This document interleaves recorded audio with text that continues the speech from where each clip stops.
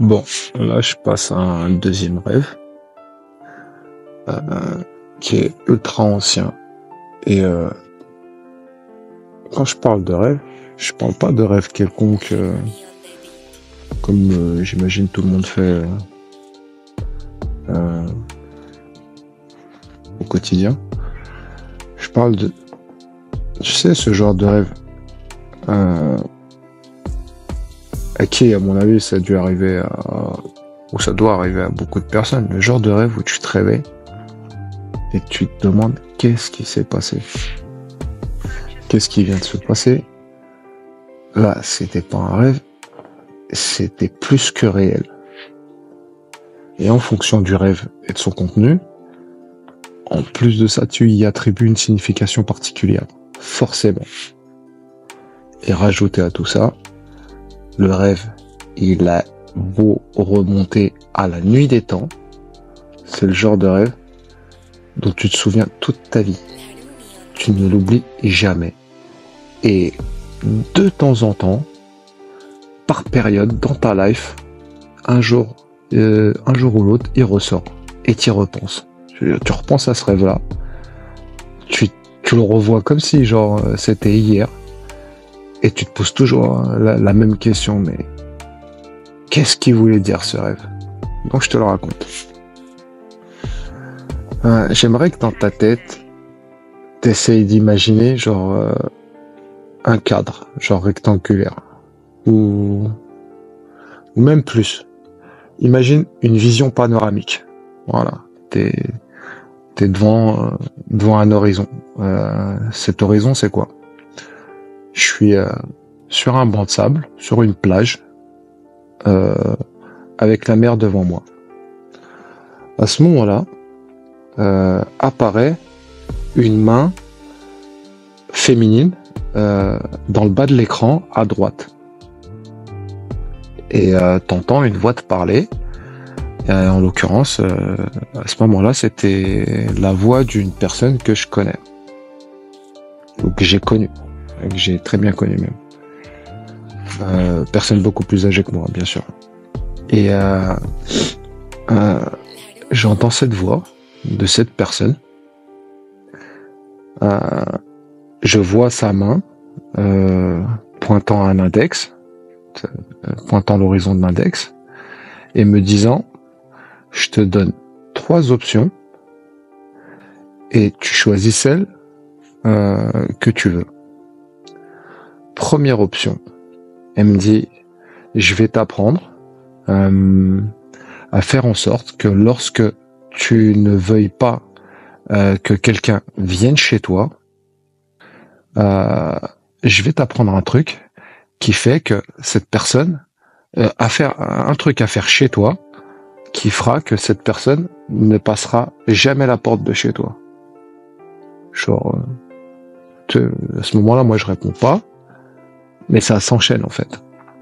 Et là, à ce moment-là, je vois un balai apparaître, un balai, genre un balai quoi. Je vois un balai apparaître et elle me dit: tu vois ce balai? Elle me dit: tu le mets devant ta porte, tu le retournes et tu seras exaucé. La personne que tu veux éviter, celle à qui tu penseras en retournant le balai et le mettant devant ta porte, tu la verras jamais passer le pas de ta porte, ou taper à ta porte en tout cas. Elle me dit: deuxième option, elle me dit: tu veux tu veux récupérer une personne. Je sais pas si c'était récupérer ou faire en sorte. Bref, ça n'a pas beaucoup d'importance. Tu veux faire en sorte que cette personne vienne à toi, donc l'inverse, et limite te soit soumise. Elle me dit: je vais t'apprendre à le faire.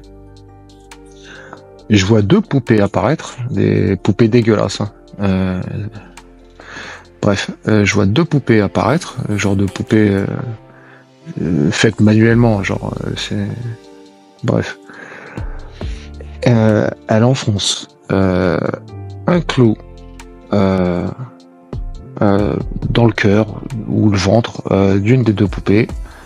Pareil de l'autre côté de l'Eister, Dites-le à Estelle dans vos têtes, ou dites-le même à voix haute, mais je sais très bien que là, ce que je suis en train de vous raconter, ça fait partie du genre de propos qui, à mes yeux, fait partie des fils de puterie les plus sales que je puisse détester jusqu'au fond de mon âme. Mais bon, un rêve, c'est un rêve, je l'ai fait, et je vous le raconte comme il s'est fait.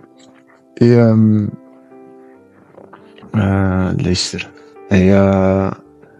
et elle commence à faire des genres de nœuds, des trucs pourris autour des clous, pareil après autour des poupées, après les poupées ensemble rassemblées, bon bref, une fille de puterie symbolique. Et elle me dit de cette façon-là, tu feras ce que tu veux avec cette personne. Je dis rien encore, c'est mon rêve, silencieux.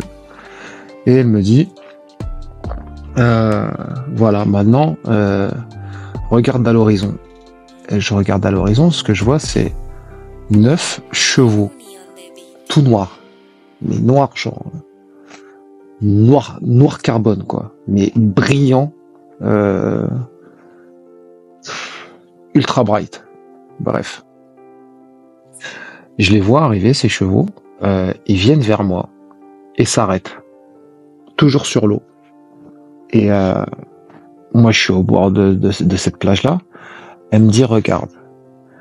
Je regarde à mes pieds, donc au sol, sur le sable, se trouvent 9 pièces de monnaie. Les unes à cheval sur les autres.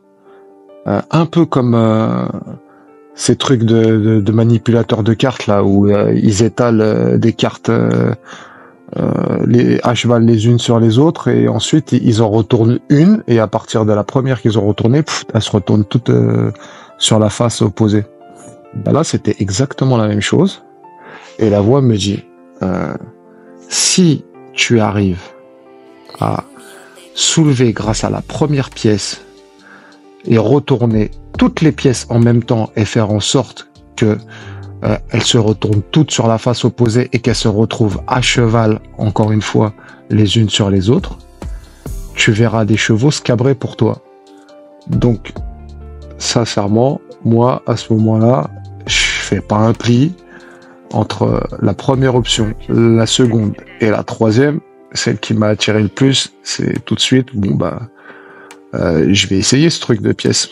Donc, je m'agenouille, je retourne la première pièce, toutes les autres se retournent sur la face opposée, chacune des pièces reste à cheval sur la pièce qui la suit. Et là, je vois les chevaux se cabrer, tous en même temps. Donc eux, ces chevaux-là, ils n'étaient pas alignés genre les uns à côté des autres. T'avais le premier qui était un peu plus en avant, le second et le troisième à gauche et à droite un peu derrière, et grosso modo ça faisait comme une forme de, je sais pas, une flèche qui vient vers toi en fait. Donc ils étaient en flèche, et là je les vois se cabrer et rester debout, pas se cabrer et retomber au sol. Donc se cabrer et rester debout. À ce moment-là, je regarde ces chevaux. Et je me rends compte que c'est les chevaux les plus beaux qu'une imagination puisse produire. Le genre de cheval qui n'existe pas en fait. Genre ultra balèze, ultra haut, ultra noir, avec des genres de ornements en or, avec des cordons, genre des chevaux magnifiques. Qui reste cabré comme ça devant moi. Et je les regarde. Et là, je me réveille. Si je te raconte ces rêves-là, c'est pas pour rien. C'est que ils vont trouver du sens dans l'histoire des 2 ans et demi que je vais te raconter. Et encore une fois, c'est le genre de rêve. Toute ma vie, de temps en temps, ça m'est arrivé d'y repenser en me disant qu'est-ce que ça pouvait vouloir bien dire. Tout simplement. Ce genre de rêve, toute ta vie, tu l'oublies pas, la preuve, c'est que Ce rêve-là, j'ai dû le faire il y a 20 ans en arrière ou 18 ans en arrière. Ou j'en sais... Non, peut-être pas 18 ans. Peut-être 15 ans en arrière. Allez, on va dire 15 ans, peut-être 15 ans en arrière. Et je suis là pour te le raconter.